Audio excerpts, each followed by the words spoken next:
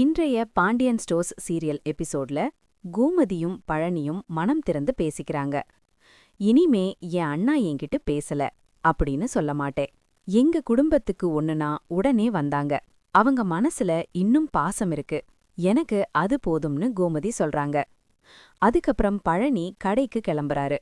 அந்த நேரத்துல ராஜி வந்து சித்தப்பாவுக்கும் அப்பாவுக்கும் இந்த லெட்டர் கொடுங்க அப்படின்னு பழனி கிட்ட கொடுக்கறாங்க.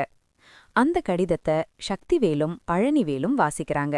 வாசிச்சதும் 2 பேருமே கண்ணீர் விடுறாங்க. அந்த கடிதத்துல ராஜி எழுதியிருக்காங்க, எந்த ஊரு உங்கள தப்பா பேசிச்சோ அந்த ஊரு முன்னாடியே நான் ஐபிஎஸ் ஆகி உங்கள தலை நிமிர்ந்து நடக்க வைப்பேன் அப்படின்னு.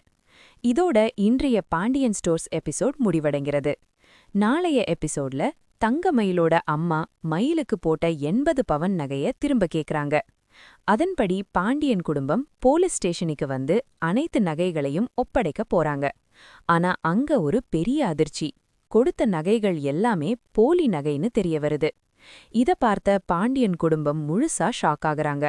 அந்த நேரத்துல தங்கமயிலோட அம்மா ஏன் பொண்ணுக்கு போட்ட நகைய மாத்திட்டாங்க அப்படின்னு குற்றம் சாட்டுறாங்க. ஆனா மீனா உடனே உண்மைய சொல்றாங்க. இதோட நாளைய எபிசோட் ஆரம்பிக்க போகுது.